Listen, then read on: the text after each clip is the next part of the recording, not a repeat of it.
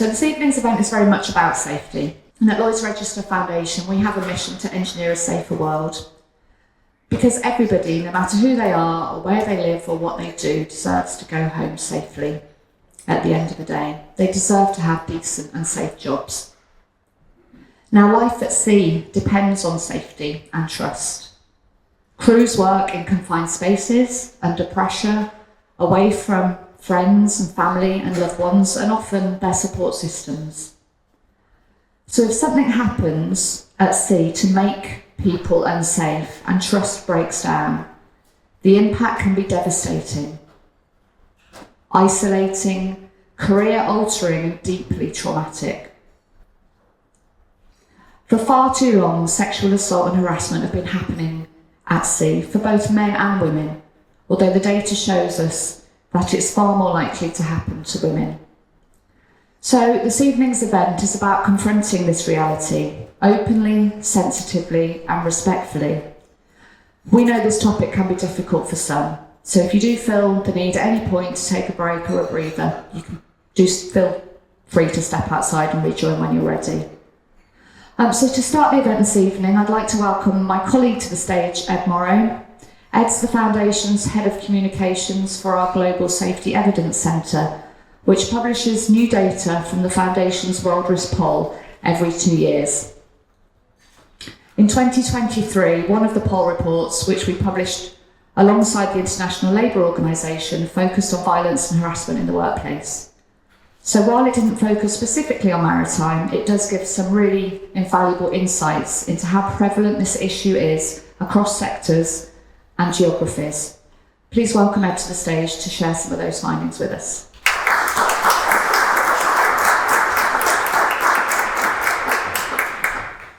Thanks, Beth. Thank you very much. I got married fairly recently, so I'll forgive you for getting the double barrel in the name. I'm Ed Morrow, and as Beth said, I'm Head of Communications for Evidence and Heritage at the Foundation. So that means a big chunk of my role is communicating the findings of the data and evidence that comes out of our Global Safety Evidence Centre. So I've been asked just to help give a bit of framing for this session by talking to you at a top level about some of the data that we produced from our World Risk Poll a couple of years ago, which is relevant to this issue. So the World Risk Poll,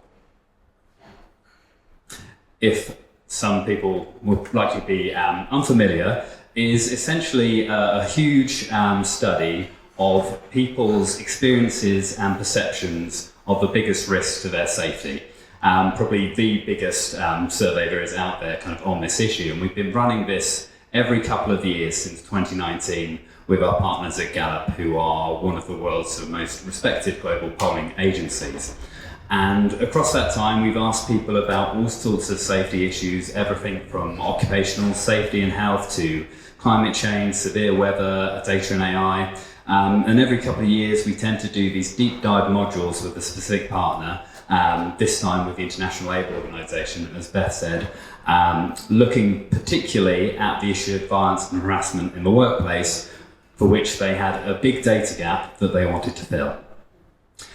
So this data was collected in 2021 in around 120 countries, around 120,000 people interviewed for this wave, slightly less than we usually do. We usually do around 140,000, but there was a pandemic going on at that time, which people may remember, that made data collection a little harder.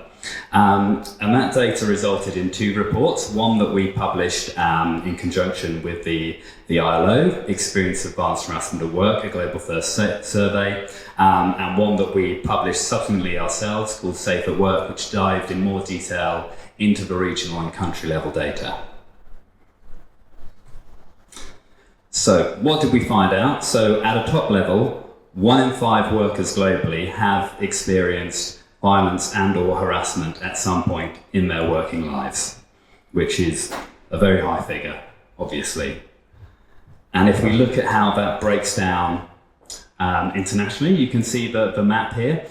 So the darker the colour, the higher the rate of people who told the poll that they had experienced violence harassment at work, so up to the darkest countries, which is a rate around 50%.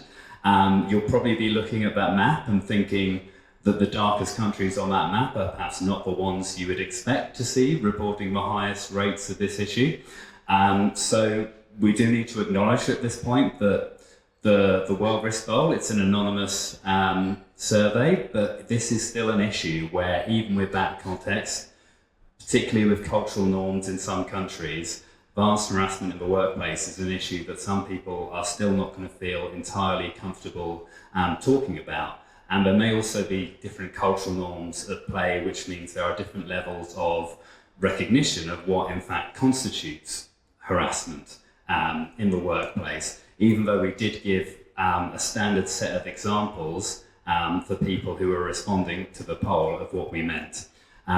So if you're interested in digging back into a little bit more data, the factors at play behind that, go on our website and search for Digging Deeper. There's a great documentary that we commissioned from Susan Maybud, who's a former ILO senior gender specialist, which gets in more detail into those issues. But looking in more detail at the forms of violence and harassment that we asked about, so we asked about 3 types. We asked about physical, psychological, and sexual. And as you can see here, that across both men and women, psychological harassment was the most common form that people reported. And then with sexual harassment more common among women and physical violence more commonly reported by men. But it gets quite interesting when we start to break down how combinations of different forms of violence and harassment play out across different gender groups. So this graph sort of breaks down among the sample of those people who said, yes, I've experienced violence and harassment at work, what were their forms they experienced? So you can see that for both the men and women who'd experienced it, psychological is the largest group. 50% of people have just experienced psychological harassment. But you see the difference come in at the sort of the second level. So for men, there's then a sort of 1 in 5 group where that psychological harassment becomes combined with physical violence. But for women, it's the sexual aspect that then starts to come in with that 1 in 5. So some of them reporting sexual harassment on its own, and some reporting a combination of sexual and psychological violence or harassment. But one of the really kind of key data points that came out was this issue of frequency.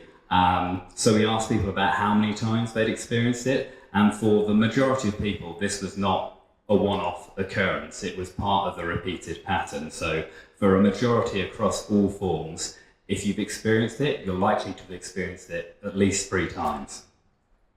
So there's clearly not an intervention happening commonly after the first point of time that people have experienced this to prevent that from escalating.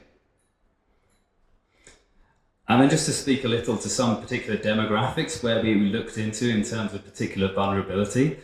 So we looked at the difference between the experiences of foreign-born women, so that is to say women who were not working in their country of birth, compared to women who were working in their country of birth. And as you can see here, there's a significantly enhanced risk for those women who are working outside of their country of birth in terms of experiencing any form of violence or harassment. And we also asked about reporting. And first to say, about half of the people who said they'd experienced violence and harassment said they didn't tell anybody about it. So there's a huge underreporting issue we know is going on. And we asked about reasons why that might not be. So I'm sure you can kind of predict some of these things, but things like unclear procedures and simply not knowing what to do came up quite high. So this is looking at the breakdown specifically for migrant women. Around half of people just saying it's a waste of time, by potentially feeling that nothing kind of meaningful is going to happen as a result. And then getting into issues of lack of trust in the people they're reporting to, fear for reputation, fear of themselves being punished. So there's a lot of factors at play here that need to be addressed. And then finally, just to speak to a bit of data which is specific to maritime, or to ocean workers as we called it within this report. This isn't from the violence and harassment module we did, but it's from an occupational safety and health module we ran in the poll a couple of years later. So this data was gathered in 2023, and we did a specific maritime breakdown of this. And we looked at people's experience of occupational harm more broadly. So this will include things like accidents and injuries in the workplace. And within that report, we found that people in the ocean economy were significantly less likely to report that harm than workers in other sectors. So there's an open question there for me as to whether that is true when we talk about violence and harassment in the workplace as well, and why that might be. So that's just a very brief introduction. If anybody is interested in finding out more about this data, have a look on our website at lrfoundation.org.uk/WRP. You can see the full report, dive into the data, the full data set in more detail, demographic, country breakdowns, etc. So do take a look at that if you're interested.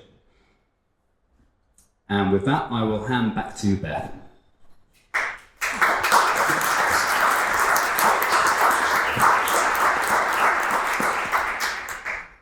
Thank you, Ed. Yeah, there's always some really fascinating insights that come from the World Risk Polls. Please do go have a look on our website if you're interested in finding out more. So now we turn to the main part of the event, and I'd like to welcome Emma Mark and Captain Anne Pletch. We're so delighted that you're here with us tonight to talk about this really important topic and what it looks like specifically in the maritime industry. So I'll do a brief introduction. So Emma is a maritime retention and culture specialist, delivering practical interactive programs that create real behaviour change. She's here tonight to talk about her initiative called SASH, which is Sexual Assault and Harassment Training for Cadets and Seafarers. The training has been built around realistic shipboard scenarios, turning policy into day-to-day behaviour and actions. So through her work, Emma has gained huge insight into the perceptions and experiences of cadets working at sea. I'm so pleased you're here tonight, Emma, to share some of that with us. So Emma's going to be interviewed by Captain Anne. So Anne is a chartered master mariner and chartered marine technologist, and she's also the project manager for the STEER programme, which is Seafarer Technology, Engagement, Empowerment and Resilience. So Anne's going to interview Emma this evening and also share some of her own reflections, and then hopefully we'll have some time for some Q&A at the end if anybody wants to ask any questions. So I'll stop speaking and I'll hand over to Emma and Anne. Thank you.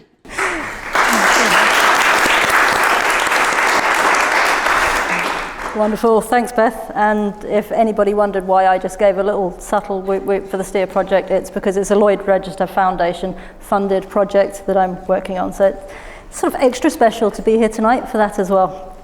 So first of all, just echoing your thanks for everybody being here. I know there are multiple events this evening, so I think it's testament the fact that everybody that's here tonight wants to be here for this topic and that it matters to us, which I'm very grateful for, especially as this Women in Maritime Day is from policy to practice, and I can't think of many topics affecting women in maritime that need more shift from policy to practice than this one. So personally, I'm very pleased, I know Emma is too, that everybody's here tonight. And I was thinking about this the other day, and I thought if we were to do a straw poll on female seafarers to say what truly matters to you, I suspect there'd probably be two strong themes that would emerge. One is that female seafarers just wanted to be treated as an equal, a worthy equal on board.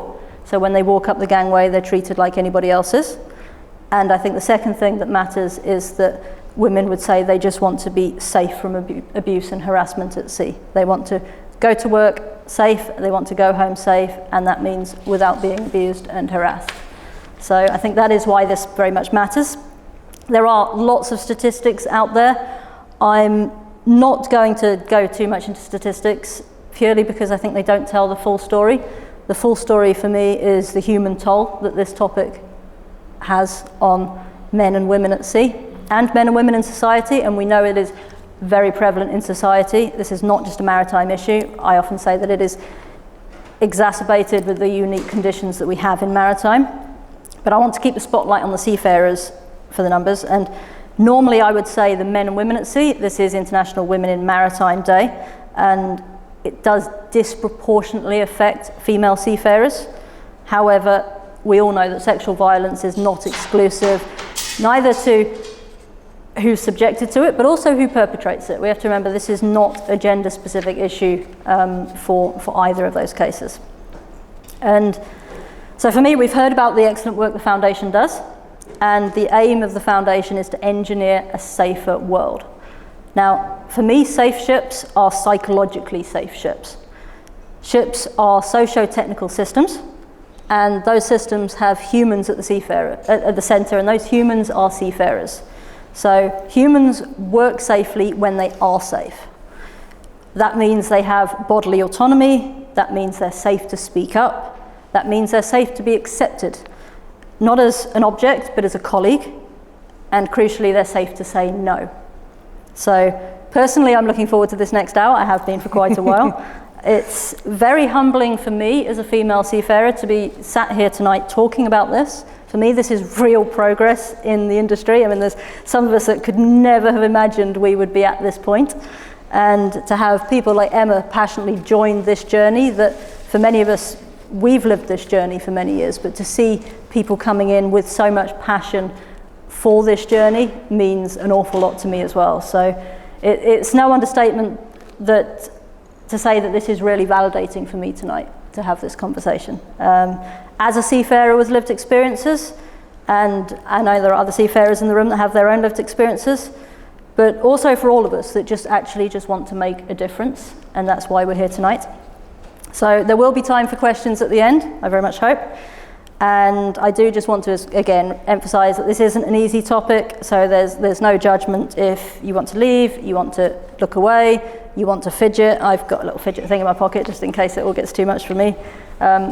It's a nice event, it's not an endurance, so we all come with our own stuff. And on that note, Emma, can you talk us through your journey? What motivated you to set up this SASH program? Sure, yeah, absolutely.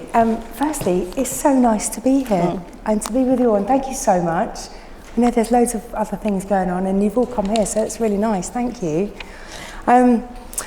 So I started with the United Kingdom Hydrographic Office back when my son was 2, he's 18 now, time has flown. And I'd actually been accepted to Bristol University and I was going to go and study psychotherapy. I was really excited about it. And I thought, well, I need to get a little temp job just to sort of tide me over until term starts. So I applied to UKHO and I was the PA to the head of operations. I was so proud of myself for getting that role. And, you know, I was there for 2 weeks and I declined my place at uni. I just thought, this is where I want to be. I don't know why. I still couldn't really tell you why, but I just loved it. It was the history of it all and the knowing that you know something about an industry that the vast majority of people don't. You know, shipping is hidden.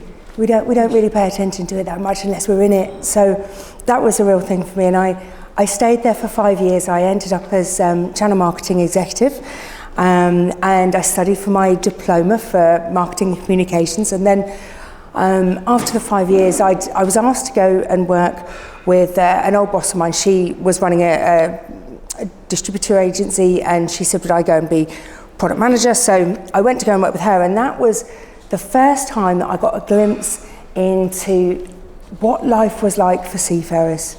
Because in the UKHO it's very commercial and you don't really sort of see the real aspect of it. So that was the first time I really got to see that side of it, and I ran workshops and delivered them all over the world with shipping companies, and I got to really understand a little bit more about where those pressures lie with our seafaring community. So I stayed there for 3 years, and then I got asked to go and be head of marketing for a startup, Intelligent Cargo Systems, and I was there for 5 years, and I finished up as Chief Operating Officer, which I was very proud about. So that is the story of my career, but the story of why I'm here and why I do this work is quite different. So when you're a woman in this industry, you learn behaviour really quick. You learn what is acceptable, you learn what is not, you learn who gets called out for speaking up. And in my time, I accepted a lot. I accepted every time somebody said to me that I needed to work twice as hard as my male counterparts because I was a woman. I accepted when I was told that I only got the job because I looked good in a suit and the boss fancied me, which was a real low point. And I accepted, and this one really stung, I accepted that it didn't matter, no matter how much experience or knowledge I had, because I'd never been to sea, my experience didn't count, my comments didn't count. And so you accept all of this. And I kept my head down, I kept my eye on the prize, and the inevitable happened. I got really bad burnout. And I grieved for a long time about what I perceived to be the loss of my career. And my lovely husband, he said, well, you know, don't really know quite what to do now, because I cried a lot. And so he said, well, we'll try coaching, because we haven't done that, so we'll try that. So I said, okay. And you know, I never like it when people say it changed my life. It always sounds so twee, but it really did. It changed my life. And it completely changed my perspective on how I viewed these situations and how I'd normalised so much. Because you do over 16 years. It all just becomes normal and you just accept it. And coaching gave me a structure. It gave me a language to understand what had happened and why I allowed things to happen and why I'd normalised that behaviour. And I realised that I was not special and that I was not the only one, and there was an awful lot of us out there with these same stories. So I retrained and I did my study and got my coaching certificate, and I set up EJB Maritime, and the idea was I was going to be preliminarily working in coaching, and I really, really liked that idea, and so I did that for a bit of time, and then I met my lovely friend Claire, who's here today, and Claire's a senior professor at SASH, and I'd gone down to speak at SASH College, and I remember talking to the young ladies. I went to go to a women's group, and they'd asked about my career and some of the things that happened. And so at the end of the talk, I said, so girls, I'm sure it's so much better now then, you know, it must be better. And they were like, no, absolutely not. And with Claire's unwavering support and guidance, that's how the SASH programme got set up, because the one thing that I realised was my part in all of this. In all of my time, whether it was things that happened to me or things that I saw happen to other people or rumours that I heard or, you know, all of these things, I never said a word. Never. Yeah. And so I wanted to give people a voice. I wanted to give people the ability to turn evidence into action, to take the language and change it from just policy into real life, because if we don't encourage and show people how to speak up, this situation carries on. And I suppose really it came down to wanting to answer one very simple question. If I could go back and do my time again, what would I have needed to not stay silent? What would I have needed to have stood up and said, you shouldn't do that? And I want to throw because I've talked quite a lot now, I need a drink. Oh, so I want to throw the question back to Anne. That's not fair. What would you have needed when you joined the industry? What would you have needed to speak up? See, I was really young when I joined the industry. So I went to sea at 16. Which didn't seem young then. Now it really does seem young. Like I see kids walking to our local school to go obviously do their GCSEs at the moment, and I think I was at sea by the December that year when I was 16, and it almost seems inconceivable now, but I think I didn't have the skills to speak up, for sure, back then. To be fair, I didn't have the skills even in my 20s and 30s. who in this room even did. Yeah, I think some of it was, back then we didn't speak about this enough, and I think it's so important that we have events like tonight, because it's by speaking about it that those skills come out. But also I didn't realise how wrong some of what I was putting up with was. If you'd have asked me at the time, oh, do you want to speak up? And some things I did speak up about. I spoke to my very first personnel manager on my after the first month I was on board my ship, and told him some of the things that were happening on board. And he said that I needed to put up with it because I was a woman at sea, and that's what I would need to learn how to deal with. So I did try to speak up, but even that reinforced that actually this can't be wrong. So even just that, even before the speaking up, learning what's right and wrong, I didn't necessarily have that. And I think that's one of the reasons I'm really passionate about putting training as part of policy to practice. It's why I also do the cadet training for Safer Waves, is because for me, we almost just assume that people know right and wrong, and we think we do on some level, but it's really when you're in those situations, you doubt yourself. And it is by speaking about this. I mean, I've had conversations with people where it's only now as an adult in my 40s that I've realised, oh, actually that was wrong. I'd lived my entire life thinking that actually was, well, maybe a bit fringe. And if you put it on, if you think that if that happened to somebody else, you go, oh yeah, that's wrong. But the minute it's about you, you think, maybe that was all right. So it's getting that message in from the start.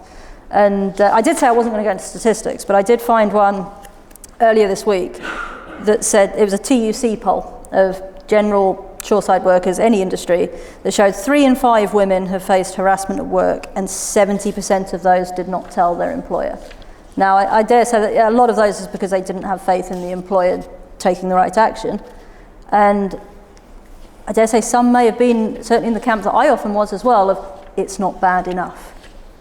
Yeah. And it's those sort of myths that are so easy for us to carry, even before other people then perpetrate that to us and encourage us to think that way and reinforce it. The other thing as well that I really needed was understanding how we naturally respond if we are abused or harassed in any way. So, quick straw poll around the room here now. I guess we've all heard of fight and flight as a response. It's pretty normal. Hands up if you think you could confidently, let's say as a early 20-year-old joining an industry, any industry, it doesn't have to be maritime, if you could confidently understand how you could react in a sexual violence situation based on the 5 F's of trauma responses. Yeah, you see, I'm seeing people shaking their heads. I feel better that you're shaking your head. Just as a point, I feel better because this is something I learnt in my very late 30s through developing sexual violence prevention training for seafarers. I didn't have these skills. So if I didn't know that then, I sure as hell didn't know that as a young 16, 17, 20-year-old. So I carried that blame with me for years. And that also stopped me reporting more and more things that were happening. So if I was literally late 30s before I understood trauma responses and what's normal and biological, that we can freeze, we can fawn, this is normal, but this is neuroscience, and some of this is modern day understanding. It's so important that we, from policy to practice, we get this in at infancy with people joining industries at their very first steps, and then I think continually revisit it as well. I think that's really important as well. So that's what I needed for sure, and I know there's a lot of nodding there. Yeah. Yeah, I think. Do you think that's just going slightly off script here now? But do you think that's also what you would have needed? Yes. To speak up. You saying about was it bad enough? Yeah. Oh, that resonates. Yeah. And even now, and I'm I was going to say it still does. Yeah. I still can't accept some of the things that happened to me were what you would class them as. I can't. In my mind, it was just, it was a bit of a jape too far. I cannot put it into that box. Yeah, we become the people that go, it was banter. I was being too sensitive. oh, I shouldn't have taken that too seriously. Yep. Oh, it was only X and only Y. And then you think, well, if it was my niece, my daughter, you'd be horrified. Yeah. But the minute it's us, it's oh, but maybe they didn't mean it. Yeah. And it's for me, it's dispelling some of those myths. So, and I think there's a lot of us that feel that way. And we never used to speak about it. This was we've lived through an era and a generation where these conversations weren't had until relatively recently. So you've had experiences, I've had experiences, there's a lot of nodding going on in the room, I can tell you, of people that have had experiences. What does your SASH course offer? What are the benefits of the knowledge that you impart to the cadets and the seafarers in general that you are training? So first and foremost, it is about practical competence. Just to really echo what I think we all feel here, it's really hard to know what to do when something happens. It's really difficult. And for all the will in the world, there are policies, there's procedures, there's e-learning, we have reporting routes, we've got guidance routes, we have all of the things. But when a SASH incident happens, it doesn't happen like you read it on a policy document. It happens at 3 a.m. on the bridge, or it happens in a dark corridor, or in the mess room, or if you're shore-based, as I was, a boardroom or a hotel. It's what you do in those moments. It's not whether there's a policy, it's what you do in those moments. And what I'm trying to do is bridging the gap between policy and real life. It is difficult to do. I want to just very briefly make a point, just so that the rest of the audience is aware. So when we talk about this SASH training, this is only for cadets. So back in January 2026, IMO accepted the MSC 560 resolution, and they said, okay, that's great. We will put this into PSSR, and it will be forming part of the basic training, which is fantastic, that's great. But then they also said, it's just for cadets. So anybody on or after the 1st of January 2026 gets trained, everybody before that doesn't. Now, if we think about this for a minute, you are essentially sending these young people, like Anne when she was 16, you are sending them into the lion's den.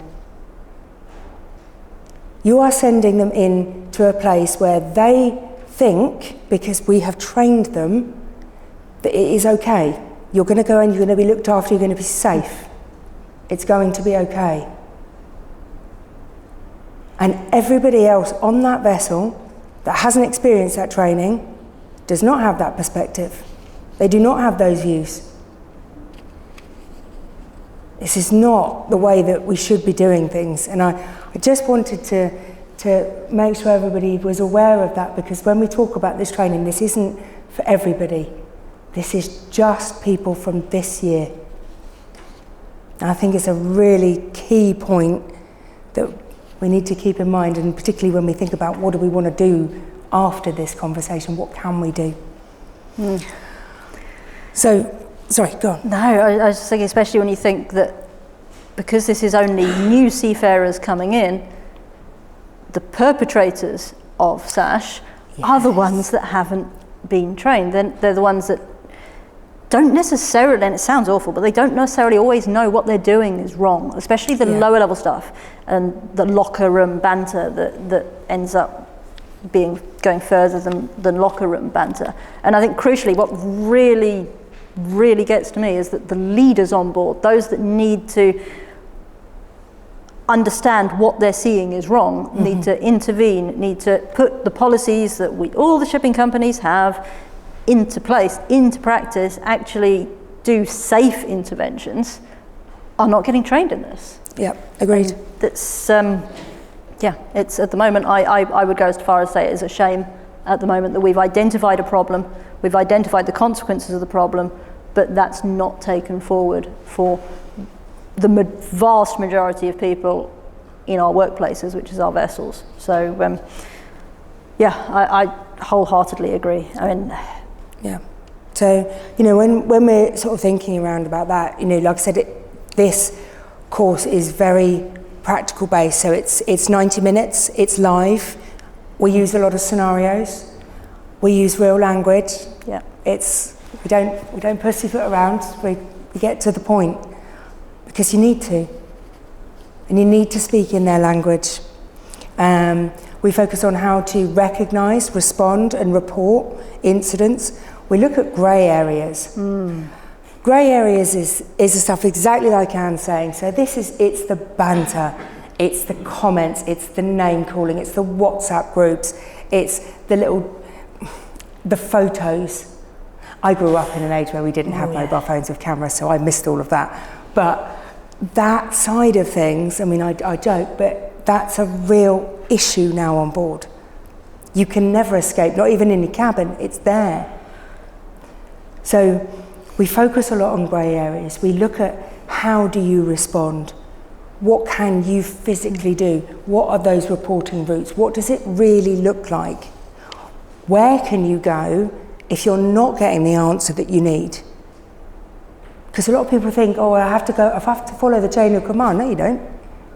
There's a whole plethora of people out there that can help you. But you need to know where they are and who they are and what they can do. So what I do, it's not therapy. It's definitely not a box ticking exercise. It's very much built around the realities of shipboard life. It's the power imbalances. You know, these are risk factors which increase the likelihood of a SASH event. So power imbalances, your boss that controls your visa, your work patterns, your career. That's really hard to try and deal with, particularly when you are the most vulnerable person on the boat. It's things like drugs and alcohol, isolation, stress, fatigue. The fatigue side is a huge factor. We know, you know, and would certainly echo this, we know that the majority of cadets and young seafarers, they're not getting their rest. It is an incredibly stressful time. It's the first time you've been away. I think the first time I went away from home, and it was definitely not on a boat or anything that stressful, but it was uncomfortable. I didn't like it. This is a massive shift for these people to go into. And then you throw in these risk elements and the potential of a SASH incident. It makes this so much harder. And as I say, we really focus on translating policy into behaviour. What does it really look like? How can it work for you? I spoke a little bit about learned behaviour, what I learned when I came into this industry and what that did for me. Cadets go through the same experience. You learn very, very quickly who is top dog, who you cannot speak up against, what will happen if you do. You learn really quickly about quiet isolation and being made to do the rubbishy jobs or being put into Coventry. You know, these things are real. And when you're battling a brand new role in a very strange environment, you're not sleeping, and all of a sudden you've lost any kind of semblance of relationships and friendships, it's a very, very lonely place. Last year the IMO focused on their Day of the Seafarer around my harassment-free ship, and what we do here is very much in line with that. This year, it's really weird. When I saw it, that it was policy into practice, I was like, wow, that's exactly what I'm trying to do. This is great. And that's exactly it. We have to take this very abstract policy language and turn it into something that means something to everybody. That it's not just something that you look at once in your induction book and then you never look at again. It has to be real, and it has to be safe, and it has to be applicable to everybody. Yeah, totally. And I'm actually just thinking now that in a month's time, we've got the Day of the Seafarer coming up. And the theme for this year is now going to be about the sacrifices that seafarers are making. And I think we all know the general sacrifices seafarers make. What we don't want is that men and women are taking even bigger sacrifices by putting up with harassment and abuse. Yet that is happening, whether that's sexual, verbal, physical abuse, whether that's exploitation. The industry, unfortunately, has a lot of not very nice things out there. And the effect that has, I think, is something that I'd like to see, instead of this International Day for Women in Maritime being seen in isolation today at the Seafarer, it roll through with a continuous thread, because I really do see a link from policy to practice about the issues that women especially have at sea to sacrifices seafarers make. And we really, I think, some of the anecdotes that we hear from men and women that undergo sexual violence at sea are truly sacrifices. And they're sacrificing because they also love the job. And this is, we hear it time and time again in Safer Waves with surface users that they want to go back. They don't want to give up the job. They just want to be safe in the job. Yes. And I know I've been more open in the last sort of 3-4 years or so about my own sexual violence experiences in this industry. And that's after decades and decades of hiding it. And it's still really weird to be open about it. It's not easy. And every time I think, why am I doing this? And I'm doing it to raise awareness, because I think it's only by shining a light on it and shining a light on those experiences that we can see the prevalence of the problem, which is why, I fight every time I want to do a socials post. I kind of go through this tussle because I really don't want to be that person speaking out. I want to be known as a maritime professional, not, that woman that I only know her because she talks about SASH stuff. The same when I wrote a book. I wrote a book and I did it under a pseudonym because I didn't want people to say, oh yeah, that's her forevermore. And it's actually quite sad every time I look at the book and know that it's a pseudonym, it's not my real name. But it was for raising awareness, which is why we're here tonight. And the other reason as well is that every time I joined ships as a seafarer, not as a woman, as a seafarer. And I've always struggled with this International Day for Women in Maritime because it sort of almost singles us out, but I think it's this very important chance to have this conversation. And I saw myself as a seafarer. However, others who were not trained in SASH topics, some of them saw me as an object, not as a woman, not as a seafarer. My therapist even goes as far as to say they saw me as a piece of meat. He's probably right. They saw me as a conquest, some of them. Here's this young cadet coming on board. As you say, power dynamics, power imbalances. It's an easy conquest there. I didn't have much worth. I was a young cadet. There's an opportunity.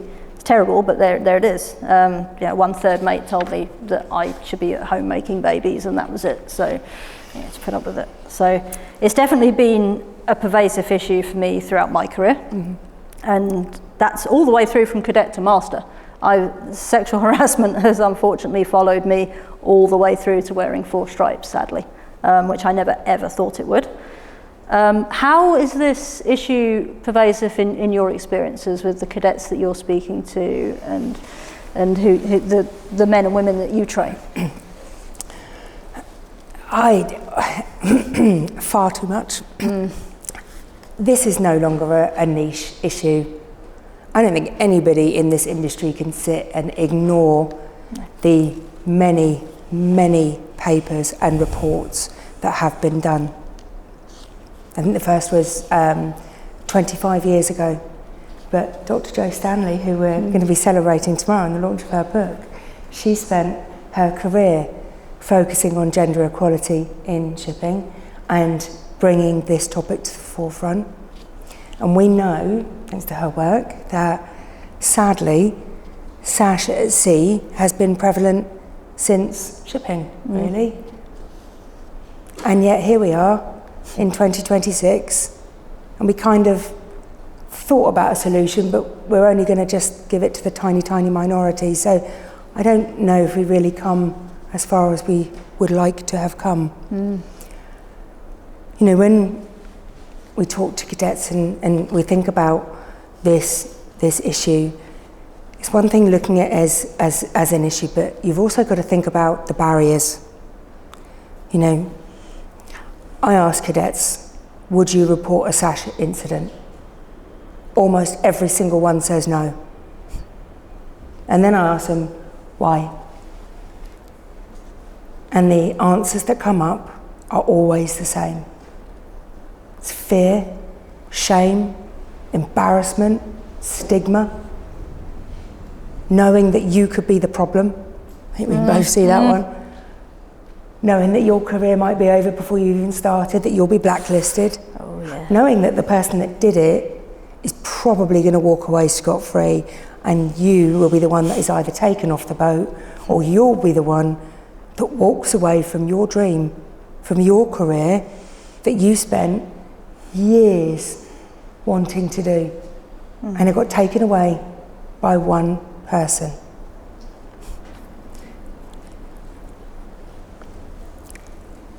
When I go in and I do this course, you know, the first thing that happens, so primarily or normally you go in and it's primarily all full of young men, and everybody's a bit giggly because we're talking about SASH. And the first statistic that I share, almost the first thing that I say, is it was from the diversity study group. It came out in May last year, and they interviewed 6,500 seafarers from around the globe, and of those, 10% of those seafarers had experienced harassment or bullying. 2% had experienced sexual harassment or assault. Of that 2%, 64% were male. Now I know we're talking about Women's Day today, but I really want to highlight that. And I highlight it to the young men in my courses because it is so easy to think it will never happen to me. Statistically, it will. And that is a scary thought. So what starts as a bit of a giggly session changes fast. And then we have real conversation. And we're able to really get to the questions people want to ask.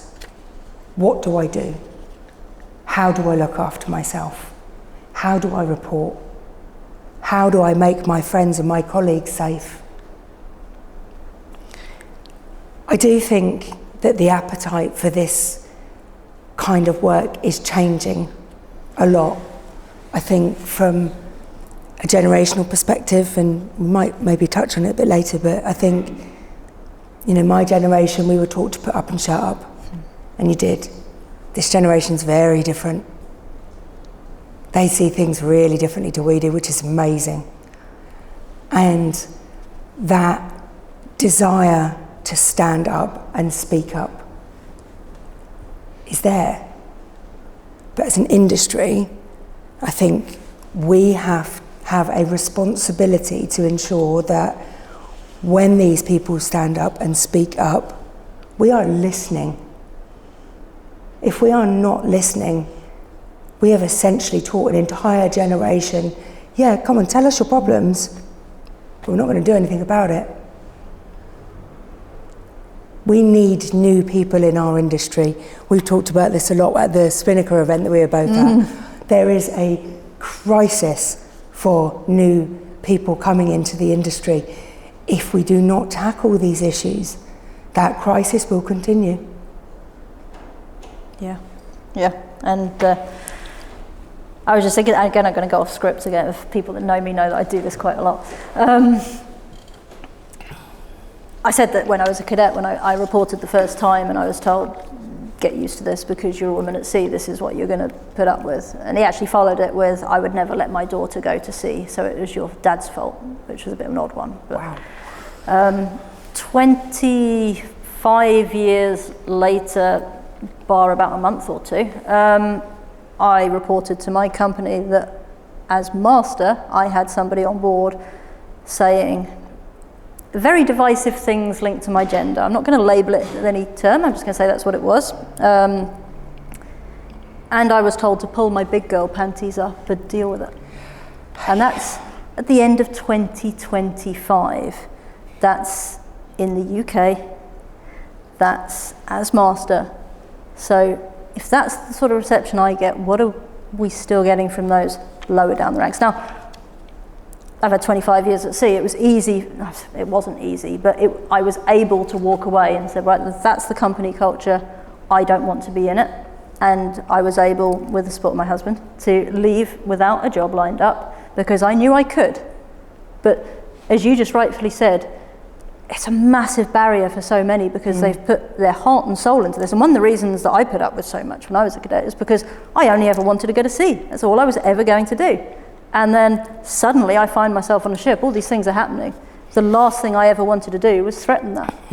And people know that. And again, it's as you say, it's bridging that policy to practice and training people to know how to speak up and training the industry to do something with that voice. And it always breaks my heart when I hear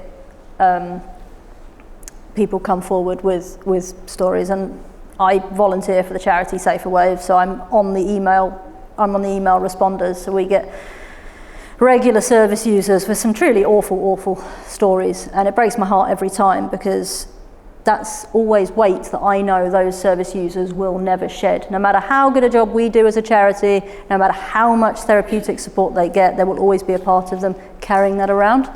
And that's something that, for me, I think I said it the other day to somebody, it sounded very grandiose at the time, and it probably will again, but if all I ever get out of my life from sort of this season of my life to the end is that I will have tried to nudge that needle, I'll be happy with that. That will be a life well lived, because there are too many seafarers, I mean too many people in society, but at the moment I care about seafarers, sorry. There are too many seafarers carrying this weight, and there are too many seafarers that are already speaking up that aren't being heard, and then take that blame on. And invariably we get the statistic that will then happen again and again, and it can so often be a second time or a third time of sexual harassment, sexual abuse that happens because that very first one wasn't acted upon properly, or they didn't feel able and free to speak up. And that's where the psychological safe workplaces for me are so important, and the training's such an important part of that. So what do you're speaking to these cadets on a regular basis, you've done this training program, you've put an awful lot of effort into this to be the voice of people like me, which is just wonderful. What, I was going to say could, but actually I'm going to say what should the industry do? And what should they initiate? And what do we desperately need in the industry to shift that needle, to make a difference, to stop those stories of heartbreak coming up time and time again? I mean, we have new cadet cohorts. Is it I've got to get this right now because they've recently changed, at least twice a year, depends what college you're at. We have new cadet cohorts, but we also have ratings cohorts. We can't forget that we also have ratings trainees in this country, internationally, a lot internationally. We have newcomers. We also have people coming from other industries joining Maritime. We have fresh blood every day joining this wonderful industry, and as much as I've had terrible things happen to me in this industry, I wouldn't swap this industry for the world, and I think so many of us feel the exact same despite everything that's happened. How do we, and as an industry, what is it we need to do today, between now and Day of the Seafarer next month? What do we need to start doing so that we don't have these real human people behind the statistics that are carrying this weight day in, day out? It's a really interesting question, isn't it? I suppose we've all probably got our own ideas on what we would like to see. I spent a lot of time thinking about this. We have a plethora of charities. We have welfare organisations, we have regulatory bodies, we have researchers, we have experts in their field. All of these people are doing amazing work. But the problem is, we're so fragmented. We do not need any more intervention. We do not need any more conversation. We do not need any more goodwill and thought. We need to be organised. That's really what it comes down to. I think if I had a wish list, if I had a magic wand and I had a wish list, I would say first and foremost, we need trusted reporting routes. Now, every shipping company has their reporting routes. They all have their procedures. We all have them. We know about this. Every company does it. Do you trust it? Would you use it? Do you trust the person that is taking the information down from you? That is my first thing. And secondly, you know, as Anne and I are both saying, practical and repeated training. It's not a one-off. It's not a nice to have. It's not just for the first cohort. Yep. It's for everybody, every year. And if you don't do it, or you don't want to do it, then there's consequences. I think the lack of consequences in our industry, as Anna's very rightly alluded to, is staggering. But that's another topic, and I won't get on the soapbox on it. We need to have managers, whether that is on shore or whether it's at sea, that know how to respond properly. Those first few words that you say to a seafarer after they give you a disclosure, you can literally make or break that trust. How you look at them, what you say, what you do next, whether you look after their confidentiality, whether you care for them, that makes a huge difference. We need to have clearer signposting. At the end of my course, every time I show up a slide and we've got all of the various charities and the resources and the things that we have available. I mean, not all of them, we'd be there for decades, there's so many. But we have the big ones up, and I say to every cadet, are you aware of this? No. They don't know what's there. If we're not truly signposting and being very clear about the work that we're all doing, then how is anybody ever supposed to know that we're there and we're hearing them and that we see them? That we genuinely care? Because from an outside perspective, if you are a cadet coming into this, or you're in your first couple of years, and you don't know where these resources sit, you would be forgiven for thinking that nobody cares. And we do. You just need a map and a miracle to find it. So we need to address that. And it is just that final bit of greater industry coordination. We're all here. We all want the same thing. Every person in this room has a vested interest somewhere along the line. You all want the same thing. But we're not joined up. And we're missing a trick. I think when you think about this, you know, Global Maritime Forum said this back in 2022, there is no one organisation that can solve this problem. There is 1.9 million seafarers in the world today. I can't see them all. I'm good, but I'm not that good. Anne's good, but she's not that good either. There is no one solution. But what we do know is there is lots and lots of solutions. There is lots of ideas. There is lots of really clever people that know what they're doing and want to help and have the best will in the world. We just need to join up. We just need to work together and stop putting ourselves in silos and stop worrying that we might miss out on something. There's enough there for everybody, and I think genuinely, if we were more cohesive, more conjoined, we would make it a lot easier and safer for cadets and new seafarers and experienced seafarers to feel that they could report. And I have talked a lot again, Anne, so I am now going to throw it back to you, because I talked about managers responding, and I know you do a huge amount of incredible work with Safer Waves, so tell us a bit more about that. Yeah, I wasn't expecting that question. Thank you, Emma. Funnily enough, our responder training is actually, I mean, I've been volunteering for Safer Waves for the last 5 years.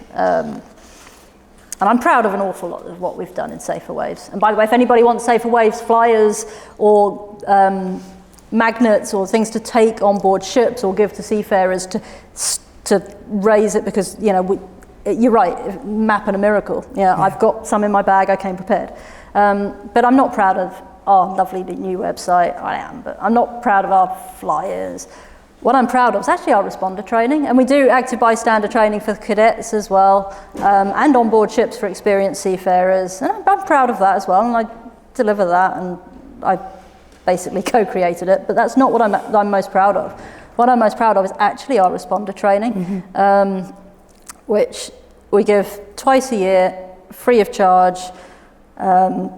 People apply to us to sign up, and we try and get a really good spread between people at sea, people ashore, people that have different stakeholders, to try to spread the word. And it's almost a cross between being an ambassador and generally understanding how to deal effectively and sensitively to a disclosure.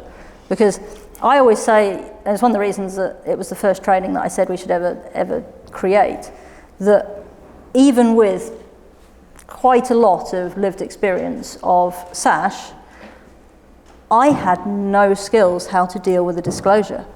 And when I was designated person ashore for a quite large shipping company, I had sexual violence allegations come in, and I didn't know how to appropriately deal with them.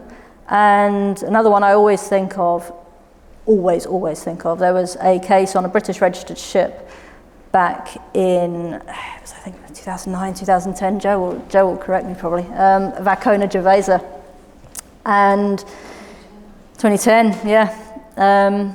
She was on a British ship, and she had alleged serious sexual violence against somebody on board. And long story short, they never found her body. And I always think back to her, because she raised the alarm, or a fellow shipmate on board raised the alarm after she disclosed to them, and the master had planned a meeting between her and her alleged perpetrator for the next morning. And to this day, nobody knows if it was a suicide or whether it was a murder. The alleged perpetrator did a runner at the next port. As I said, they never found a body. And I always keep her in my mind to this day. Apart from there, by the grace of God, go I, it's we need to train people how to respond. It's not enough that we say, oh, we have a human element leadership and management course for senior officers. That doesn't teach people how to respond to allegations of sexual violence. Shore managers don't have this level of training, especially when we're talking about an isolated ship. You can't just send the police down.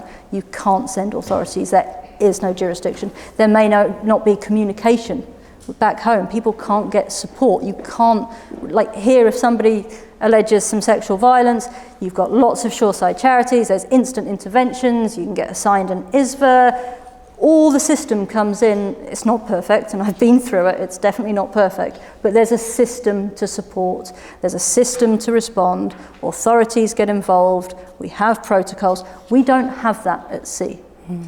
And that's why the first thing I did for our training efforts in Safer Waves, and I said it's completely free of charge, is responder training. Because if we can help prevent one Vacona Gervaisa, then my word, it will be worth it. And that's why, you know, we get shipping companies attend, we get charities, port welfare officers, we get seafarers. We always try and get this really nice mix. And then they go out and peer train their peers, because we're never going to cover 1.9 million seafarers. I really am a strong believer that we need to empower individuals, and individuals that want to come forward are the ones that want to peer train. And it's those messroom conversations. It's the little session they have on board discussing it. That 3 a.m. bridge conversation on the 12 to 4, a lot gets solved on ships on the 12 to 4, I can tell you. Normally with a lot of strong coffee. Those are the conversations, but we need to empower people that want to take that forward. And so many people, like we're in the room tonight, have that vested interest. They want to be a part of this because of their own lived experiences. I dare say all of us in this room today know somebody with lived experience of sexual violence. I would be amazed if there was a single person in this room today that didn't. So we all care about this. We'd all love to make a difference, and we can if we know how to properly respond, which is, as I say, yeah, we do a lot of other training, and I love our active bystander training. But for me, that responder training, because I also know what it's like to be on the end of sexual violence and not have the right response, and how that costs lives, whether it's at the time or whether it's later, that it costs far too many lives. And I did say I wasn't going to do many statistics, but there's another one that I do want to quickly raise, and it's by Rape Crisis, who in their study they say 74% of victims feel self-blame, and it's a barrier to reporting. So we have these huge barriers already, and then if you don't have faith that somebody's going to respond properly, and worse, they're going to heap that blame onto you, they're going to judge you. Oh, but was there alcohol involved? Why were you in that person's cabin? Why did you go ashore with them if you weren't sure already of their intentions? The why, they absolutely can kill you. And if you're already asking yourself that, and then you're worried about that judgment from somebody that you're now making a disclosure to, I think that's why it's so important that we keep talking about this. Yes. And I really think that talking about it breaks the silos, it breaks the stigma. And one of my absolute favourite quotes about talking and vulnerability and shame is Brené Brown, and many of us may know of Brené Brown. It says, "Shame thrives on secrecy, silence and judgment. Shame can't survive being spoken." And it's one of the things that I train responders in as well, is that the shame that goes with this and how important it is to speak. I mean, we all have shame in our lives. We've all, none of us are immune from having done things that we're ashamed of. I'm probably quite high up that list.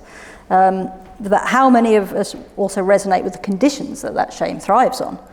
I think as an industry, it's so important that we create this culture where seafarers can speak up and we don't condemn that secrecy. And that, for me, is that responder element, and responding appropriately when things arise. It's, for me, if we can nudge the needle that way, we can start making a huge difference. And once people know that they've been responded to a disclosure properly, and they see, I mean, I was talking to somebody overseas the other day who said they knew of 3 cadets that had reported recently.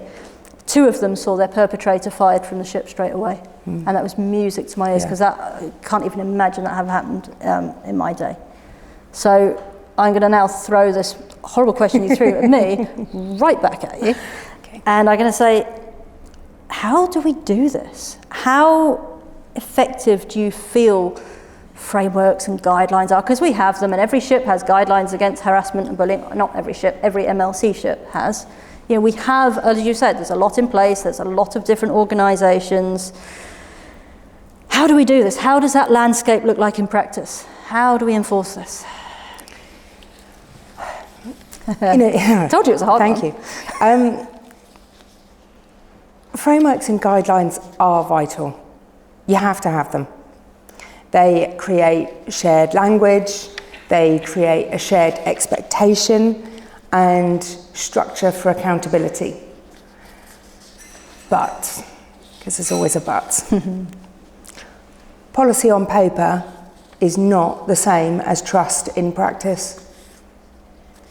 You can have all the policies you want and all the frameworks you like, but unless they are trusted by the people that need to use them, they don't work. Yeah. Frameworks only really come into their own when everybody knows where they are, not just where they are on the induction book or where they are in the online handbook, but where to find them, what they mean to you as an individual, and how it works. You know, I know that Global Maritime Forum are doing a lot of work around a framework on SASH, and I think this is fantastic. It's brilliant, but you've got to have trust in the system. You've got to have clear signposting. You've got to have leaders using consistent language. You know, exactly as you're saying, it's so important. Those first disclosures, those first conversations, the handover, the what happens next, all of that is paramount. And it needs to be the same no matter where you work. And you hear very often, I hear this even with cadets or those that have started their sea phasing, it depends on where you work. I hear that phrase a lot. Yeah. Some shipping companies, some training managers are great, others less so. And so cadets feel like it's a lottery. They feel like it really depends on who you get as to what your experience is going to be like. And that is why when we talk about frameworks, they are vital, because it pulls everybody into the same playing field. We all need to be accountable for the same things. It should never be, well, if you go on that shipping company, you're going to get away with it, but if you go on that one, you might be a bit more looked after. Yeah. That is shocking. So frameworks are really, really important, but they have to be done right. And you have to, and I keep saying it, you have to ensure that everybody believes it, that everybody trusts in it. You know, the ICS principles back this up, but you know, they say build the framework, build the guidance, but don't just leave it there. Test it, talk about it, pressure test it. Ask people, do you trust it? Do you know where it is? Do you know how it works? Do you know what would happen to you, whether you're the accusee or the accused? Don't just put it out into the ether and leave it.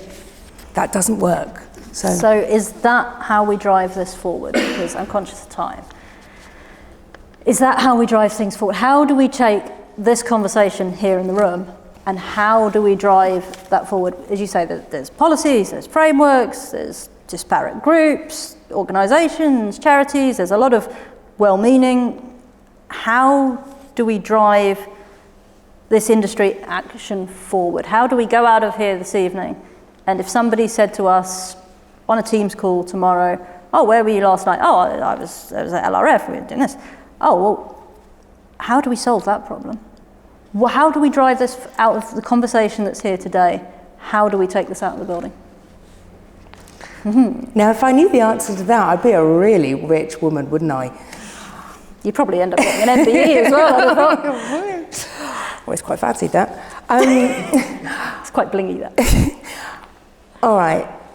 I would really hope, and I think, in fact, I'm going to say I know Anne echoes this sentiment with me. I don't want you to walk out of here and say, well, that was nice. It was interesting and I learned something, that was good. I would like you to walk out of here and say, what I now realise is this isn't somebody else's problem.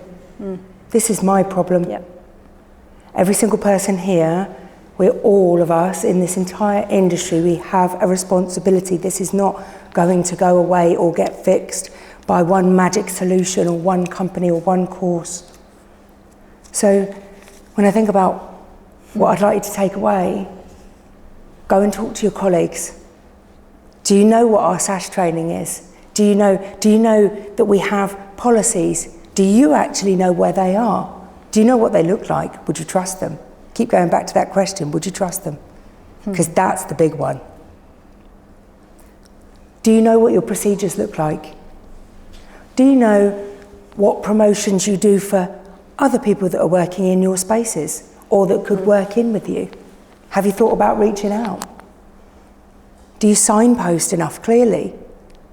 All of these things that we've talked about, and we say the industry should do it. We are the industry. Yep.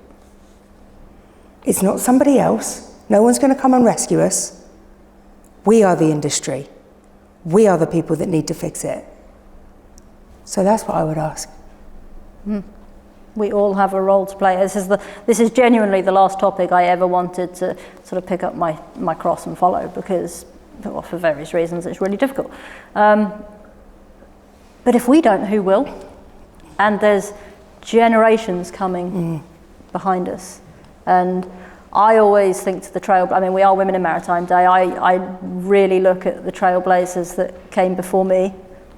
And I want to look at those, and I'm a trustee for a cadet charity as well, so I have a lot of little poppets that come under me, and I like to think that I want to make a difference for them. And we're all about engineering a safer world, and I come back to this safer world and the mission behind Lloyd's Register Foundation, not just because they're wonderful and fund my project, but engineering a safer world. If we have, I come back to exactly what I said at the start, safe ships are ships that have safe people. They don't create themselves, we create them, and we all have different roles to play, whether we are working for colleges, whether we are in port welfare, whether we're in the charity sector in general, whether we're in shipping companies, unions, wherever we are. There are very few industries shoreside that do not have an impact on maritime, but mainly because so much of our goods come from maritime, and maritime has a huge exposure. So we are the change. We need to go be the change. My notes to this said wrap up with 2 to 3 key takeaways. I'm actually not going to do that, because how on earth could I do that? I think we've done that as we've gone along. I think we all know, I'd hope we all know what we want to do. For me, it's keeping talking, putting policy into practice, it's everything, it's training, it's frameworks, and I think most of all, it's believing that we can change the industry, because when we lose that belief, then we've lost it. So that is it from me. Yeah. If that's it from you, I do believe there's time for questions. There is a roving mic. We do have time for questions. Does anybody have anything they'd like to ask Emma or Anne? Thank you so much for that. That's really insightful. 2 questions, if that's okay. The first one for both of you, and it comes off that point of belief that we can change the industry. How optimistic are you if SASH training were universally rolled out within the industry and it was repeated regularly?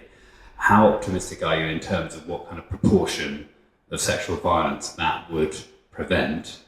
And sort of following on from that, if there were a given proportion that still were to occur, thinking about the responder training, without being tempted to ask you to give the training in this event, what is, in top level, the way to respond that at bare minimum does no harm, doesn't make the situation worse? Do you want to take the second part and I'll do the first part? I was just about to say the opposite.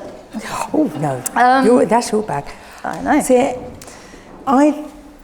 I think the appetite for change is enormous. So I work with Gen Z cadets. I'm old, I'm a Gen X. I have a very different perspective than they do. Their belief in wanting to change and wanting to stand up and be counted is amazing. It genuinely will change how this industry is. I say to them in every single course, never forget who you are. Never lose your curiosity, never lose the why. Keep on being exactly as you are, because you are the change. We can help you. We'll do everything we can, but you are the change. So if you ask, do I think it's possible? Do I think genuinely it can change? Yes, I do. But you cannot ask a 16, 17, 18-year-old cadet to go ahead and change the world with no support. We have a responsibility to provide that support. We have to do the paving of the way for them and then let them go. Otherwise, they are literally going to just repeat our mistakes. And I think it's so important for the training for the higher ups as well, because this is something that when you're a cadet, a junior officer, you're not thinking, oh, if I reach the lofty heights of second engineer, chief engineer, hotel services director, you know, we can't forget it's not just deck and engine ranks. There's an awful lot of people on ships in leadership roles. You know, if somebody comes to me, do I know how to respond? Respond to training, but you know, do I know how to respond? Could I spot the signs of sexual harassment, sexual violence? Because often all it takes is that active bystander to spot something and call it out. There's various ways of intervening. Some change depending on what the safe time is. And actually I was doing some filming literally next door across the corridor from there last week about this, and how if you are in a complex critical safety scenario, like you are in pilotage, the scenario we use is you're pilotage up a river and somebody watches somebody pinch the backside of a cadet on the wheel. Would you call it out at the time? No, you would not, because it's not necessarily safe to do so. It's a critical, complex safety part of the voyage. So that it's understanding when to intervene, how to safely intervene, whether that's delegation, whether that's delay, how to document things. Now we have so much more information on ships, and jurisdictionally it really matters. Ships now have more technology than ever before. You have CCTV records, potentially, audio records, and this understanding of how to respond comes from training. So I think if we can train all levels, I think we are going to make a really big difference. I would like to think so. I don't want to lose that hope. And in terms of the responder training, a lot of it comes down to this empowerment model of people understanding and feeling empowered how to respond properly to a disclosure. Because I'll admit it's something that before I started volunteering for Safe Waves scared the living hell out of me. Because if somebody came to me and said, oh, this is happening to me, this would be rabbit in headlights, I would not respond effectively whatsoever. And that's not even face-to-face, that's also by email. And you are dealing with somebody that has gone through one of the biggest traumas potentially in their life. And one or two wrong words can make a really big difference. But also no words can make a huge difference as well. And silence can be perceived as judgment and blame. And to get that adequate response out, and it's not something we didn't learn any of this at school. We didn't learn it from peers. And it certainly hasn't come into maritime education, and it still hasn't. So getting that message out there, I think is so, so important. I hope it is. I hope it is, because I spend a lot of time doing it, and if I'm doing it for nothing, I'll be really, really disappointed. Any more questions? Hi, thank you so much. I loved hearing about all of this. I think my question, I've got a couple of questions. You've answered actually all my questions as I was thinking them. Who do you think really holds the influence to bring about real change, right? Like, so we talk about responder training, and we talk about managers, etc., and we talk about policy to practice, and we all know there's policy in place, there's frameworks in place, but how do you speak to a leader who you are talking about the perpetrator being the master, for example, and there's a commercial aspect of that, the master not being on board for them not to then lose out on trade or etc. How do you make that argument a bit more convincing for those leaders, firstly? And secondly, what would you tell your 20-year-old selves today? Ooh. Stop and take a breath. Do you want to take the first bit? You've just flummoxed me with the 20-year-old self now. What was the one about leaders? Was it how you, what? I guess it's about who actually holds the influence. Who holds the influence? That was. There's that commercial aspect to it.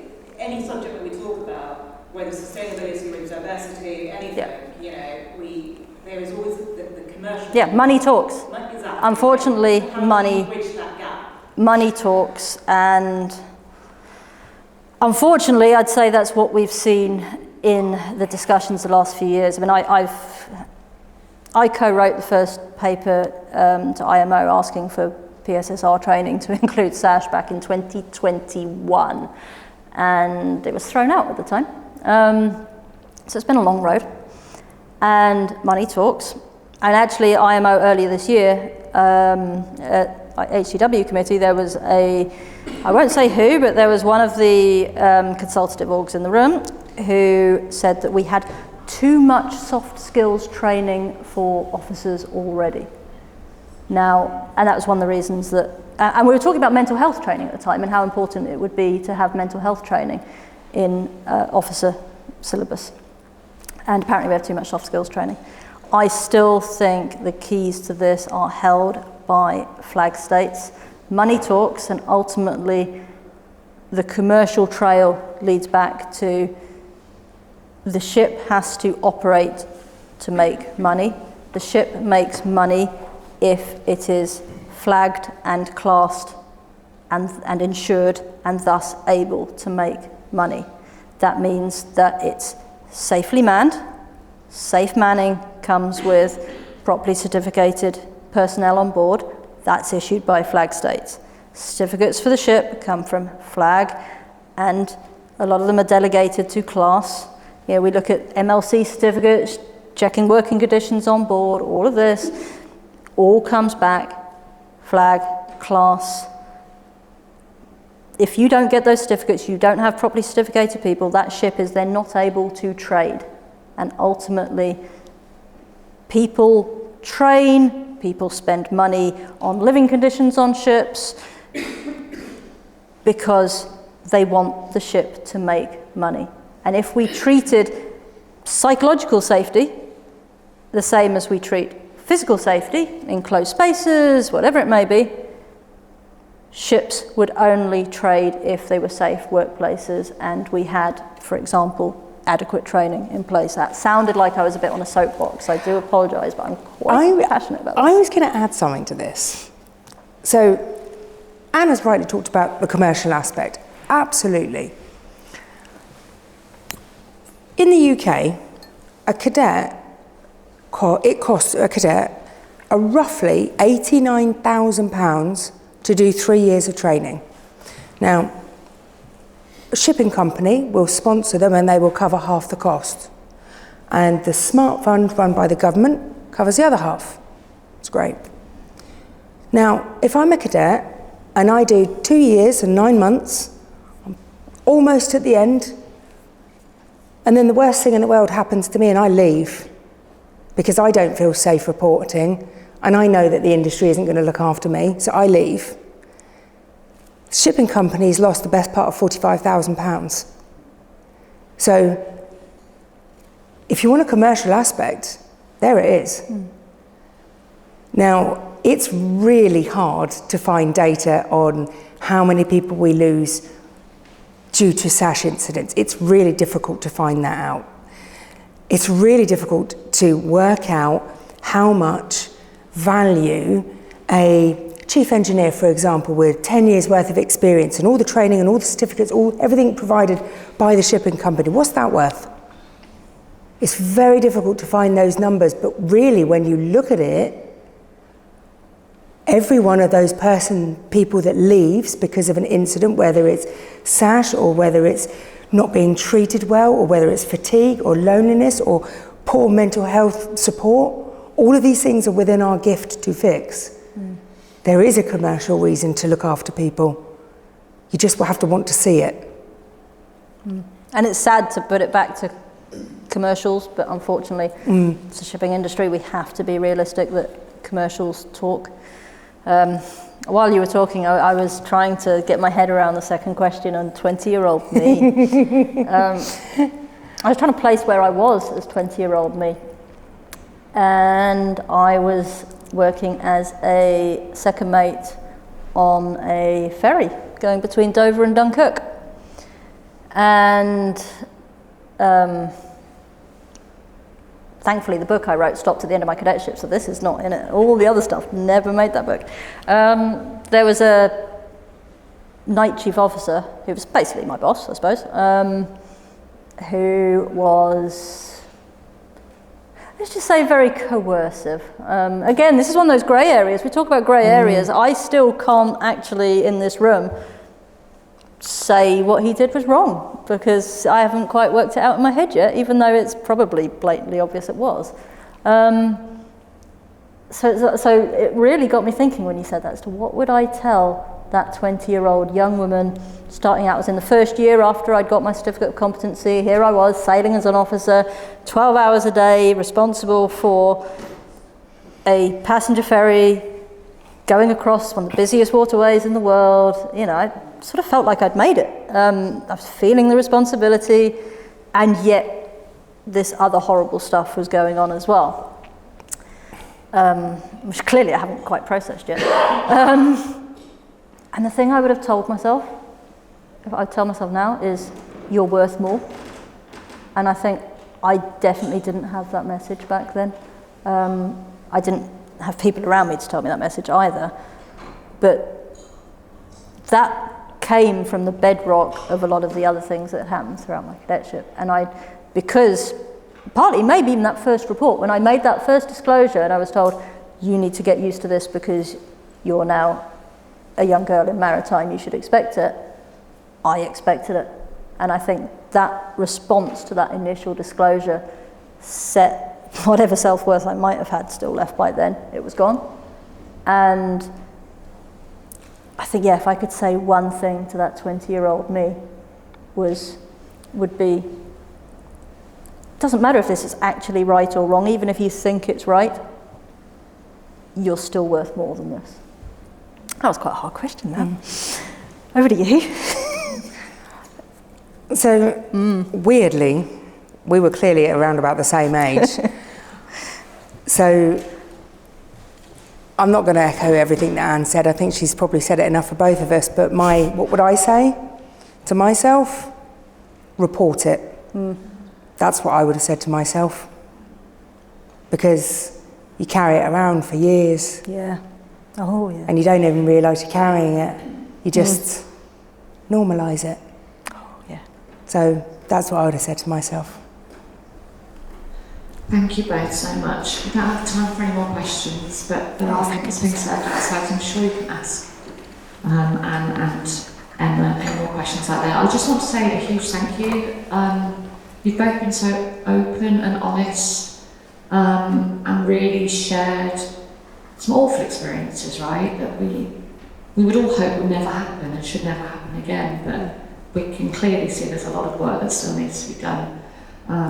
It was quite hopeful when we were talking about collaboration, bringing people together and thinking, we can do that, we all have a part to play in that, so let's keep the conversation going. But a huge thank you. A round of applause, please. Well done. You did brilliantly. Thank you.